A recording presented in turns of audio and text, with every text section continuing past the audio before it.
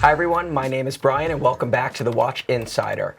I'm joined here by Tim Masso, and thank you guys so much for logging on. So we've got a great show for you guys tonight. Let me start by thanking everybody again for logging on. I'd like to start this show by announcing some exciting news that you guys are obviously, you've been a part of from the beginning, and that is the launch of the Watchbox.com. So Phase 1 of this rollout was, pardon my voice a little bit, it's a little bit hoarse tonight, but part 1 of this launch was Watchbox Studios, helmed by our man here, Tim Masso, in which we are bringing you guys great new content all the time, every night of the week. And this content is going to be available both on the Watchbox app, which hopefully many of you guys have downloaded, as well as on our website, and then also on YouTube. So that was Phase 1. Phase 2 was the launch of the Watchbox.com. So the Watchbox.com is our new global pre-owned platform where we're going to be showcasing all of our pre-owned watches, as well as integrating the app itself, as well as all the content that we're constantly uploading to YouTube and the website. So it's a brand new redesign. And, you know, our strategy here is to be tech-enabled. So we want to give all of you guys the maximum amount of transparency, communicating value, and then also being agile in the marketplace, you know, so that we're able to keep up to date, so to speak. So the website is up and running, so please, I would love for you guys to go on, check it out, let us know what you think. I've included here a couple screen grabs of some of the pages, that I'm, most excited about. So the first page obviously was the home page. The second page here is the trade-in page. So this is the page where if you're interested in trading in a watch that you currently have in your collection, and hopefully it's in our watch box, that you guys will be able to go in, fill out the information, and speak to one of our experts right away. So and over time, as you guys upload your watches to our watch box, this entire process is going to be 100% seamless. So the third page that I have here is the product page, which they'll show you guys in 1 second, which is right here. So it's a complete redesign of how we're going to be showcasing the product. And as many of you guys are aware, Tim Masso does the best watch reviews in our industry, bar none. So these watch reviews are going to consistently be integrated into the product page for you guys to experience, great photos of the watch along with an in-depth review of the piece. So I want to, thank you guys for downloading the app, and, ask you guys, please go on, check out the website, and, let us know what you think.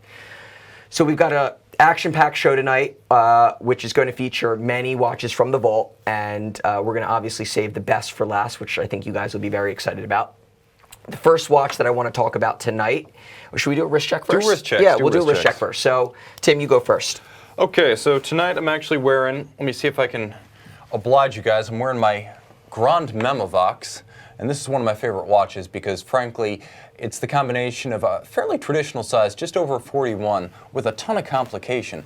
Moon phase, perpetual calendar, a hanging gong alarm.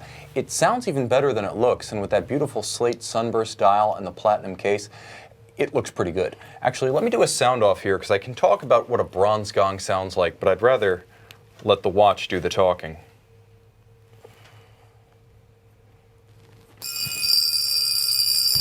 That never gets old. Much louder than the other 2 watches that you had on the show last time. Yeah, well, what can I say? 20 plus years, actually, I guess it was closer to 30 plus years of progress will yield a few changes in tonality, volume, and pitch. So do you really use the complication? Like, how often have you actually set it to actually be an alarm? 2 days off after I bought this watch, in 2014, I was on a red eye at 3 a.m. out of Chicago with Josh and OJ doing a Watch You Want roadshow, and we actually had a 3 a.m. plane. And so with 2 hours of sleep in me and earplugs in, this thing woke me up. Oh, so awesome. it earned its keep early. Yeah, that's awesome. So I'll let you show it just because you've got the definitely. best angle for the macro lens. So today I am wearing which I honestly don't even know if it's set or not. That's okay. But who knows? But It's so ticking. anyways. Let me show you how it syncs. So today I am wearing a Resonance 1. So this is a brass movement FP Journe resonance from 2001. So you've got the brass movement there. It's encased in red gold. So if you zoom in right there on the serial number where you see the, I'm sorry, it's 2002, I apologize. The 02 there references the fact that it's from 2002. So we've got brass movement, red gold, and then it features a almost granular, so to speak, salmon-esque rose dial. So you can see there's a bit of fading up there at the top, a little bit of fading around the logo of FP Journe, and this just comes from age. So it's a watch, honestly, that it's actually my first FP Journe, and it's a watch that I hunted down for a really long time, and I was finally able to capture it. So.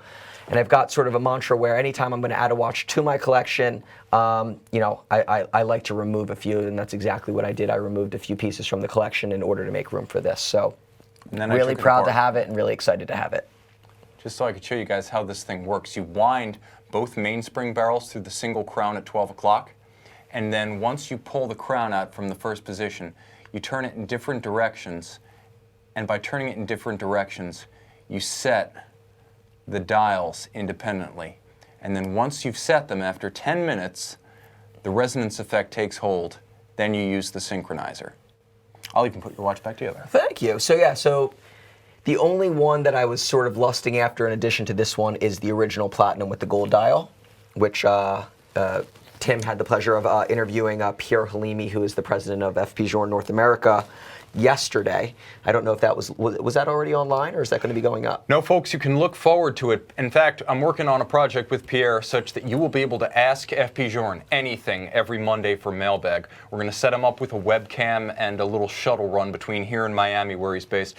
From your keyboard to my inbox to Pierre, who's basically, I guess he has the phone to God. Yeah, basically. So he, believe it or not, he was actually wearing number 100 of that particular variation of the resonance in platinum with the gold dial, and his was like ultra patinaed, so I mean, it was super cool, it was retro, and I think that's the only version of the watch that would be a strong contender for me on which one I would be lucky enough to own.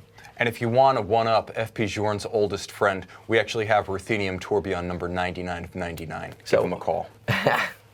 Amazing. So getting right into it, we've got lots of watches here from the vault today, and I'm going to start us off with actually another FP Journe resonance, or should we, I guess, another FP Journe resonance too. So I'll have Tim grab this piece here. So this here is a later variation of the watch. So we're doing, I guess, double Journes here. So this is a later variation of the watch. So this we like to call the Resonance 2, meaning it came after the brass movement era in which they transitioned into rose gold movements, but before the most current version of the watch. So you still have the symmetry there on the dial, and you've got the caliber 1499 on the back there, which is actually utilizing two balance wheels beating in resonance with one another to keep more accurate time and eliminate deviation. So, I mean, I guess that's a simplified way of saying it, but you've got two movements there fused together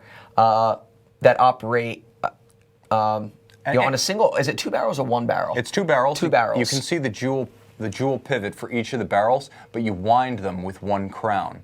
And you'll note, because we just saw the brass caliber, that the mainspring barrels themselves are almost cloaked in the rose gold version of the watch. So I believe the only place you can get both features, the old style architecture with the rose gold, would be the steel cased 38mm limited series from 2015. But this is the look of the Resonance post 2005. Correct. So this is cased in 40 millimeters. My version of the watch, I believe, was only available in 38 at the time. So you've got 40 millimeters here in platinum with the red gold movement, and to me, this watch is an absolute stunner. I mean, I think that this really encompasses everything of what FP Journe is today, and it's just an amazing piece. And can't talk too much about it right now, but in the future we're going to be having a special Journe, let's call it, extravaganza, in which we've been collecting and holding lots of special pieces for quite a while now that we're going to be opening up to the public to both look at and for sale. So this one's available now on our website, and it's an absolutely amazing watch. Yeah, we got a pretty cool Journe promotion coming up. All I can say, guys, is if Get ready. if you've wanted the chance to buy an auction catalog cover watch from the most important modern independent, it's coming, and it's coming soon. Yeah, watch so this space. It's going to be a lot of fun, and we've got definitely some special pieces. Some of which I think you might have even seen on, some of these. Yeah, I've kind of let these some of them Funko slip. Yeah.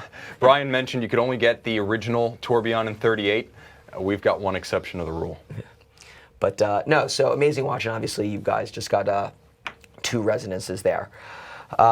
Moving on to another watch, which I think was not necessarily revolutionary, but a game changer for the brand, and that is the Zenith Striking 10th.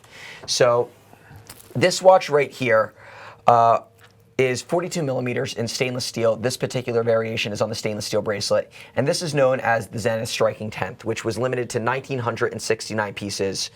And the reason why it's limited to 1,969 pieces is because it's almost a homage to the original Zenith El Primero from 1969. So when this watch was released in 2010, this was the oh wow moment for Zenith. It put them back on the map, and people were going crazy. So you've got here, unlike the original where you had a sub-dial for hours, you only have here sub-dials for the current seconds, as well as You've got minutes. You have minutes too. So the seconds here and there is obviously moving at 6 times the normal pace of a normal second hand, and it's technically a foudroyant, if I'm not mistaken.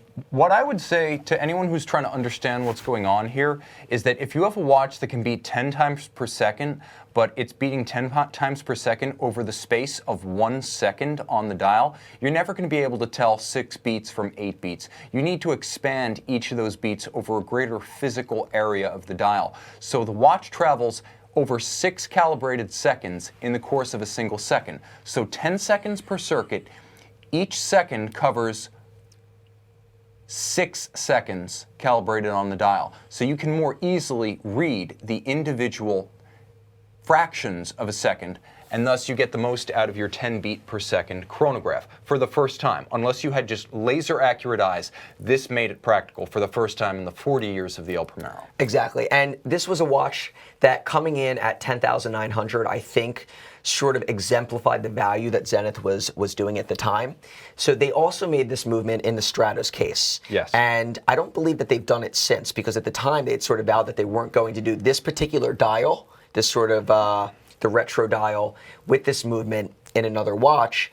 And we've talked about on other episodes how this is a watch that Zenith very well could have came back out with that would have done very well, as this was the one that put them on the map, I believe, in the first place, in the current minds of collectors. And if you're wondering where this design came from, type in vintage Zenith A386. Bang on. The best of past and present. I love that watch. Yeah, so, and this is great, and I really think that we've talked about the Defy Lab a little bit, and I think that the Defy Lab is really the next generation of this watch, so to speak. I think that it takes the foundation that Zenith has, it's built upon it, and it's now it's going to bring in a new generation of Zenith pieces.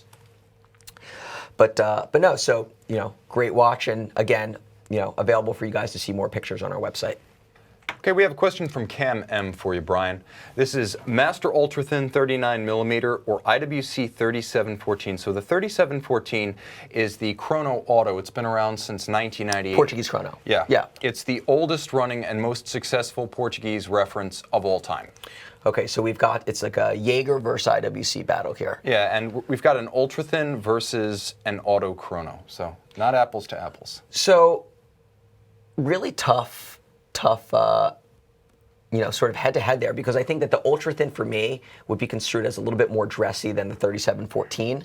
I think that, you've got, call it the in-house Jaeger caliber versus a non-in-house movement. You've got a time-only versus a chronograph. So, a lot of pros to each watch. I think me personally, with where my collection currently is, I think I would sooner gravitate more towards the Jaeger Master Ultra Thin, because I think it's something that I don't really have in my collection right now that sort of fits that bill and when I would wear it. So, and to me, it's such a classic watch. I think that it exemplifies everything that Jaeger is from a, from being one of the most, let's call it sophisticated watch houses that there is. So I think that it exemplifies being an affordable in-house movement. I think that it exemplifies simplicity of the brand.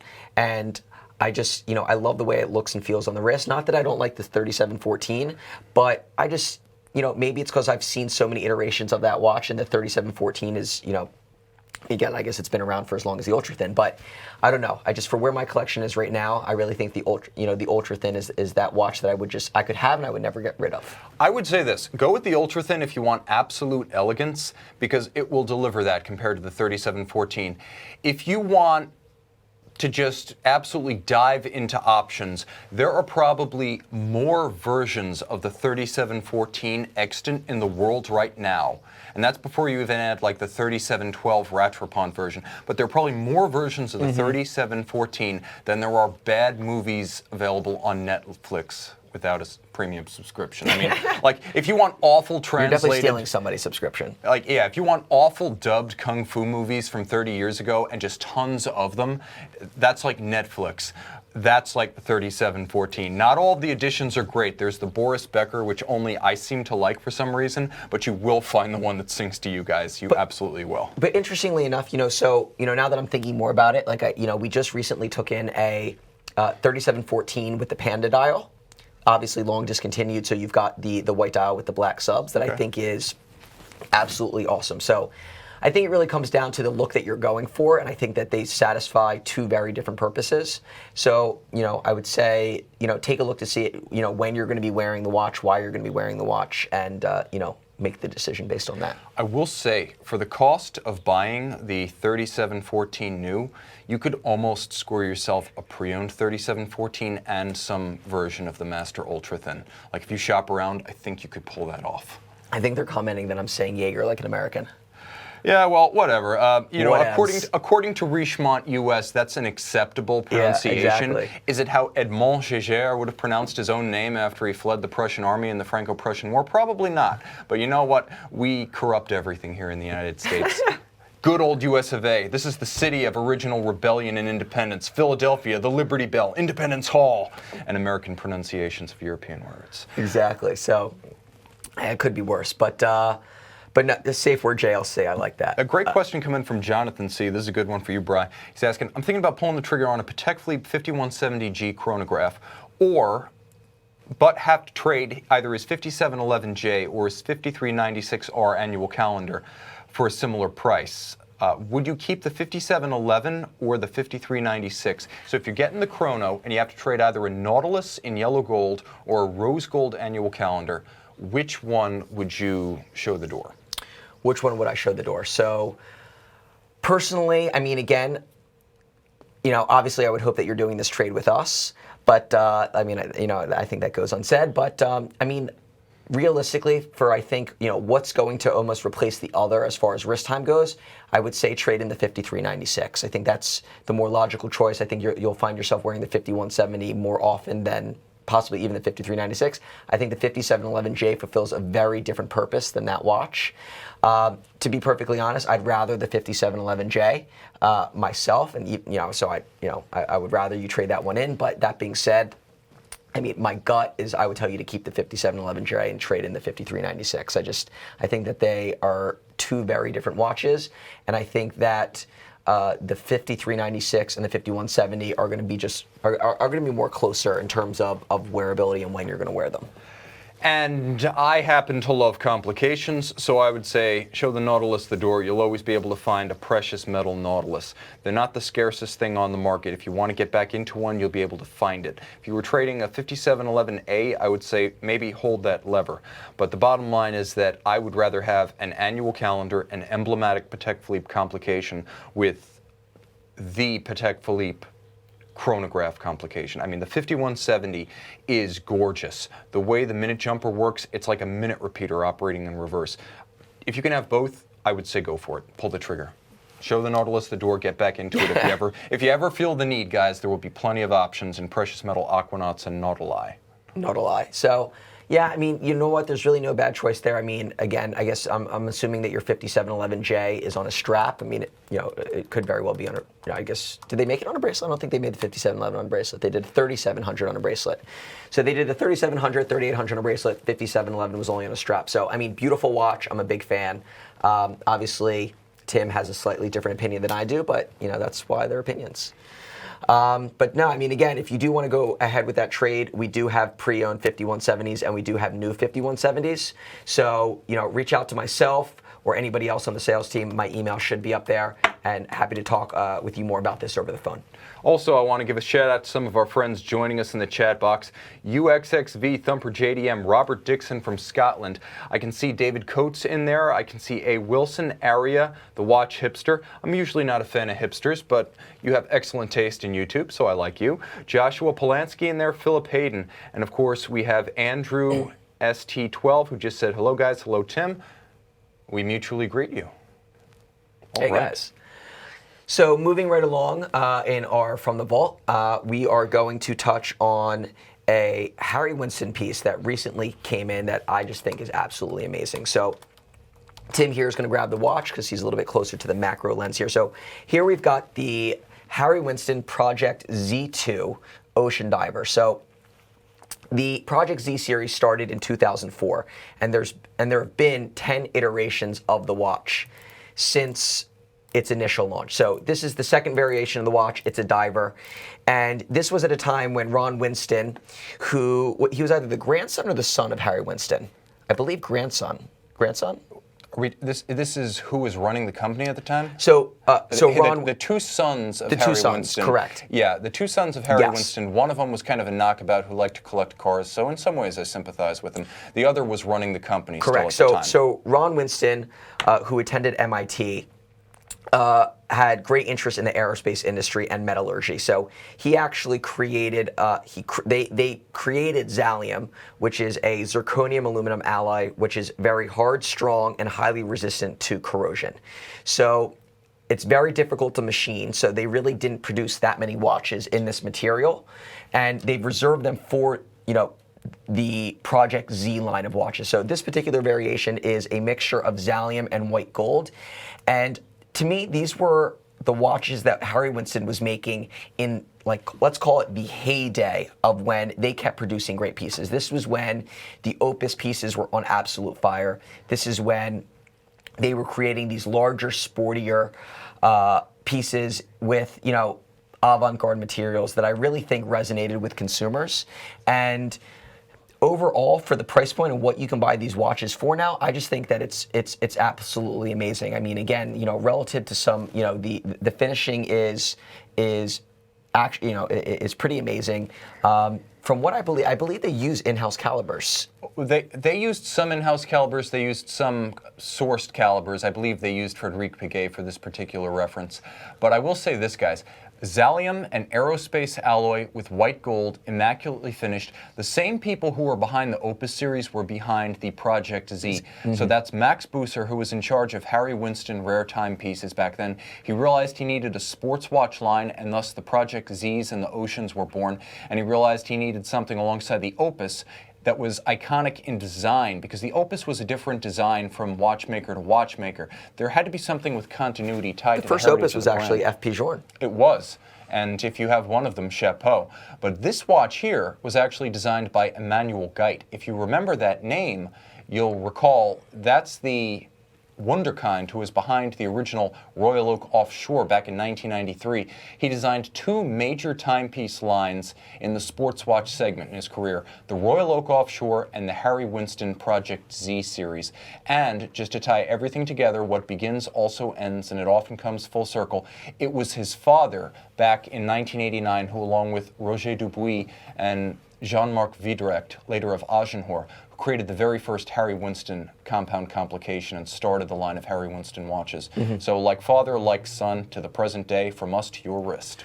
So yeah, so these watches overall, I think these earlier Project Zs, when they come available, we sell them quite quick, and I think that it does have quite a popular following. They were made extremely well. You can get them at a great price point relative to what they retailed for, and also now what other comparable sport watches are selling for in the market. And I think they have an unbelievable look to them. I mean, specifically with the blue accents, the blue rubber strap, the finishing of the watch, the mixture of brusque finish and high polish. I think that it's a great watch at a great value from a brand that sometimes doesn't get the right level of appreciation. I would agree with all of that, and I would also say that because the style has an impeccable pedigree, and because you look at some of these forms like the arches, some of the forms of this watch tie the watch back to the original Geit Senior timepiece of 1989. Others, like the arches, which people see but they never put two and two together and connect them to the brand.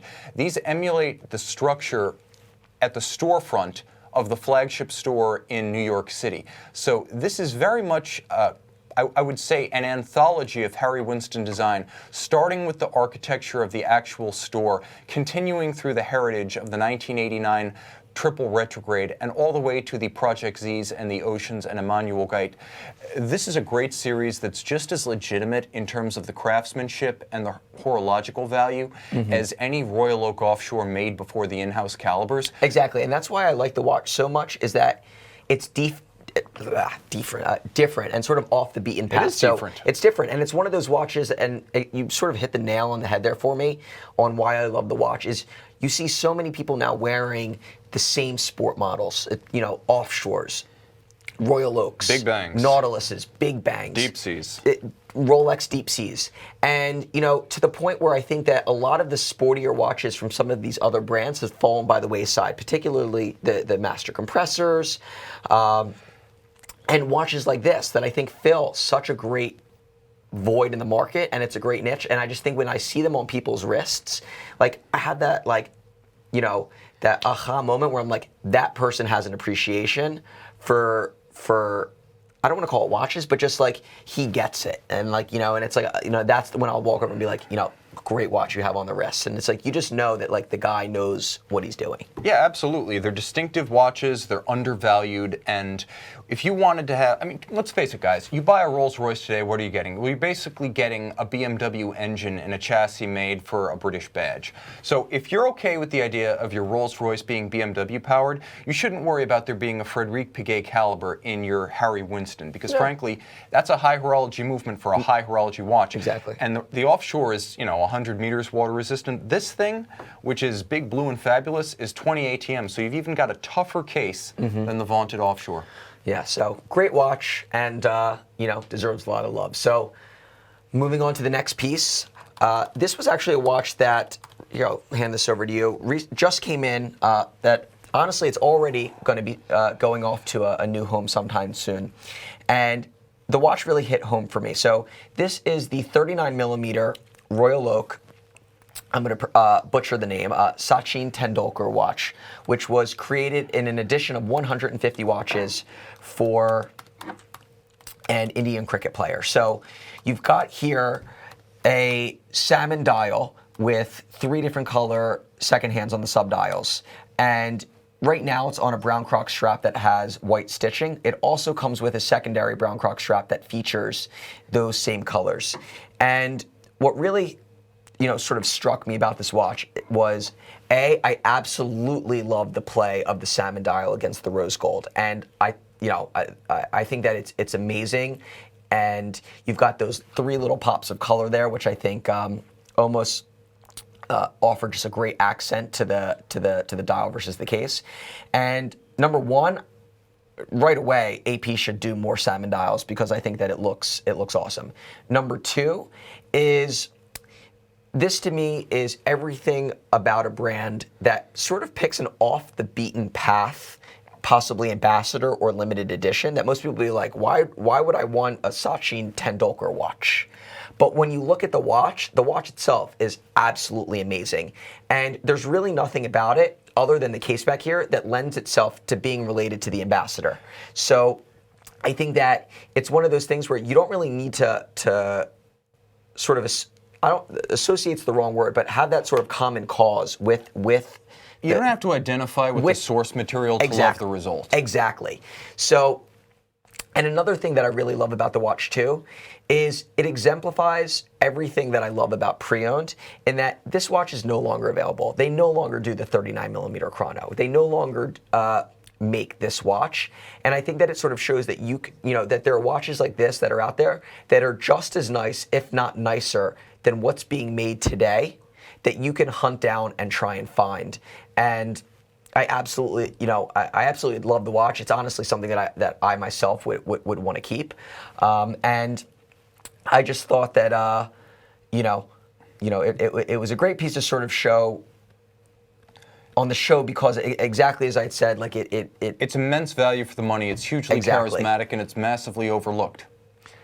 Exactly, and it's back to this passion that we have, let's call it pre-owned watches. They've been, these brands have been making watches for decades and decades and decades and decades. And, it's not always about the newest and greatest watch that's coming out. There are so many watches that have been produced that are long since finished that people have already forgotten about.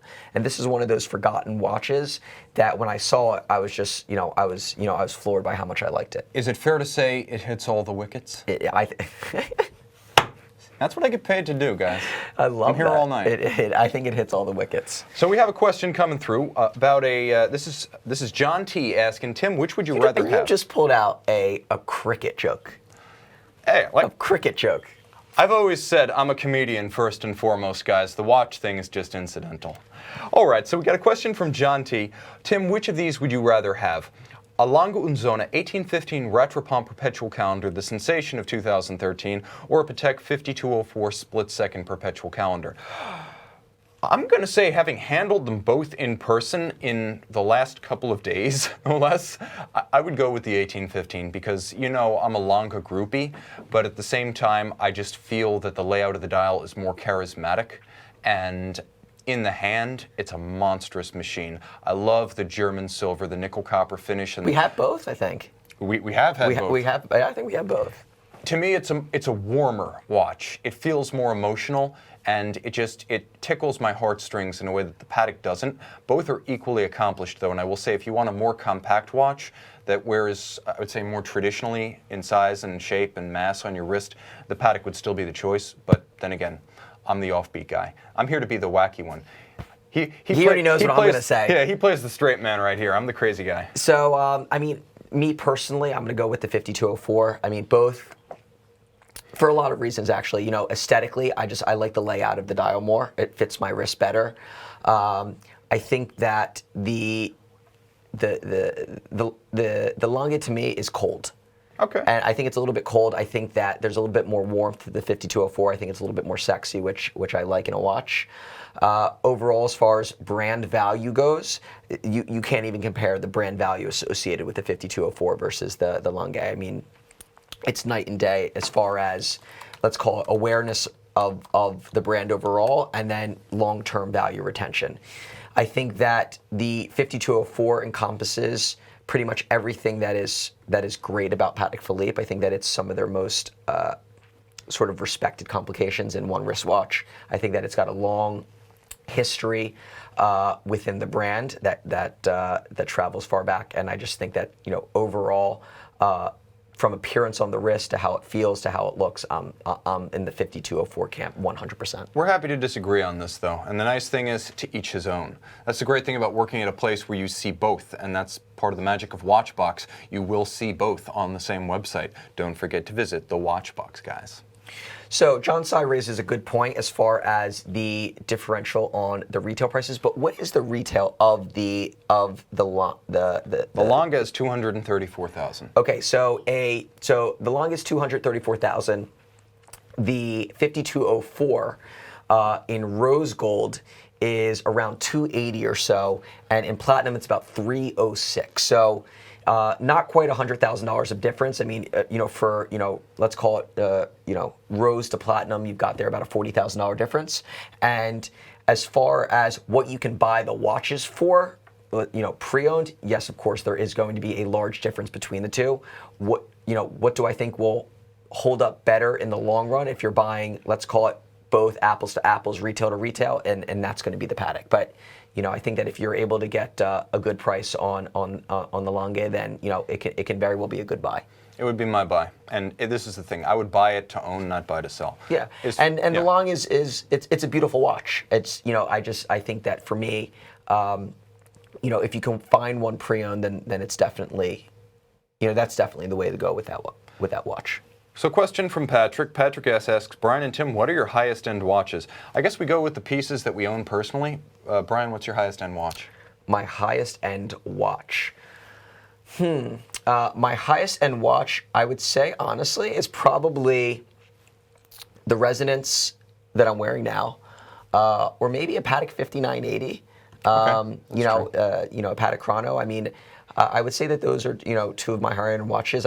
The watches that I tend to collect and buy, I love to wear, I love to enjoy, and I beat them up. So I try not to bring watches into the collection that I'm going to be afraid to enjoy. And as bad as that is, that I might even beat up a watch like this. I've gotten to wear things like 5970s and things like that in the past, and I'm always like a little bit hesitant about wearing them. Yeah, I have no such qualms. I have a tourbillon with a dent in it that JLC needs to laser weld for me, but that would be my Reverso Platinum No. 2 tourbillon. It's a platinum Reverso with a white gold, 18 karat white gold tourbillon movement. I would say that's my highest end watch. It is not my most complicated though, because all that can be accomplished in about 200 parts. The most complicated watch I own is the Duomet. So if you've ever seen a JLC caliber 380, guys, it's actually quite Lange-like. That's my most complicated watch. So I'd say that's my high horology piece, among others. But no, great question. So moving to I would say the last but not least piece that we've been holding in reserve. I brought a special piece out from the vault tonight for everybody to see, and that would be a Patek Philippe 5074 Grand Complication in rose gold. So Tim here is going to get the watch ready to go for you guys to enjoy. So the 5074, for those that don't know, is a cathedral gong minute repeater perpetual calendar. So this watch originally came out in 2001 in yellow gold, and it was then released in 2004 in rose. So it's believed that only 40 watches were made in rose ever during the duration of the production, and only 2 with the black Arabic dial. So this is truly a special piece. And what a cathedral gong means is that the wire gongs going around the inside of the watch actually go around 1.5 times. So this is extremely difficult to do, but it provides a richer, deeper sound. So interestingly enough, which I didn't know at the time, but I did a little bit more research onto the watch, is that this is one of the only cathedral gongs that Patek Philippe does. Now, I'm not sure, is the Sky Moon or the Grandmaster cathedral gong? I've had the 6300 in my hand, but I have not been able to actually examine the caliber 300. I don't think it is a cathedral gong, just because it's got so many gongs in it. I don't know if a single gong is cathedral. Because it can chime the time. It has a grand sonnerie, a petite sonnerie, and it can chime the date. So I don't know if they found the space, even in a 47mm case, to wire up a full cathedral gong. So this could very well be the only cathedral gong that Patek Philippe does. And what I really love... Wait, no, there's the 5178, guys. My bad. The 5078 was standard. The 5178 so it's now cathedral gong? It does. Which actually just came out this past year. That's true, and it's bigger. Yeah. So, and what I love about this watch is it's a great transitional piece from the 5016, which we've mentioned before in the show, to the 5207 and 5208, which is much more modern era Patek. So I think that this really has the traditional lines almost of a 5070. It has that classic dial, the classic layout on the watch, and all in a 42mm case, which was large for Patek at the time. So I think it's large for Patek today. It's large for Patek now. So what I'm a huge fan of the watch because I think it's got that old world Patek feel in a more modern sized case. So you've got 467 individual parts. Do we have a question? Can I defer to the field? Because Robert Dixon's asking, are we going to hear it? We are going to hear it. So just wanted to... It's a build-up. Obviously, it's a build-up. So we'll play one sound now, talk a little bit more about the watch, and then and then play it again. The problem is that Brian was talking for so long that the watch, which I had meticulously set to 12:59 for maximum effect, rolled over. So I'm going to have to slowly advance back to 12:59. We do the runaround, quite literally, but a most beautiful and poetic version of it. I will say this as I advance this. Lee Cohen, Tim, do you like the Reserve de Martian Blue as a dress watch? Yes, I love it. Other question. I own a 5500 and have gotten used to the size. This is Philip Hayden. But other than that, they are thousands less than other vintage sports models, but I tend to agree with you. I think there's a chat going on internally in our chat box. That's not allowed. You can't chat in the chat box. I guess while you're doing that, No, I'm there. Mike I'm there. K, with its yearly list of production, do I believe the FP Journe Chronometer Blue is a future collector's item? Honestly, I 100% think that it's a future collector's item. I know for a fact how difficult it is for FP Journe to make the dials. I know how difficult it is for them to make the tantalum cases. I believe that at some point, FP Journe is going to transition either out of that dial or out of that watch into something else. And I wholeheartedly believe that that is going to be, and again, I could be wrong, but my gut is that it's a at least $35,000 to $50,000 watch one day. I would say this. I've seen how the dial's made, and I'm not allowed to tell you. But no, I mean, I think that if you can pick up that watch right now and actually hold on to it for a long time, I think that you're going to see a major appreciation, especially as FP Journe itself continues to rise in the market. Okay, guys, and ready? now the moment you've been waiting for. Are we going to be able to hear this thing? Hell yeah! I'm wearing a lav. Oh, beautiful.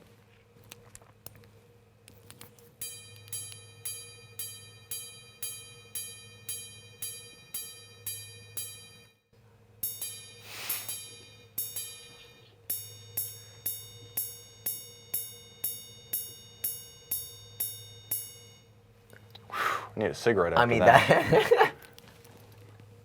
I mean that thing is an absolute monster. So that is obviously a cathedral gong, and you guys can hear, how loud the sound is, and how deeply it resonates. And what's also great about this watch is the last version of the watch, which I think has gained a lot of the notoriety for the model, is the platinum with the black dial.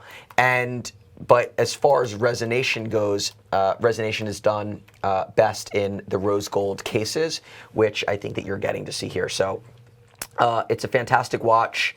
This watch itself is available on our website, so it's $495,000. So it's a pretty penny. But I think relative to what the, let's call it, price of a time-only minute repeater is now, for an extra $100,000, you get a perpetual minute repeater. So I really don't think it's that bad. And I want to say that it retailed at the time for around $670, $680.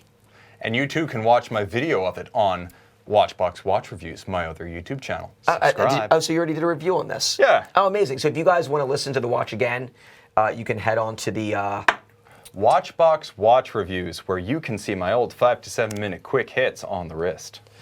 So I think that's all that we have for everybody today. We really appreciate everybody logging on. Thank you guys again for downloading our app. We really appreciate it. Continue to check back on the app because we're going to be doing a lot more with the app and hopefully engaging with you guys a lot more over time. So we're going to be hosting nationwide events. We're going to be planning factory trips. We're going to be doing giveaways.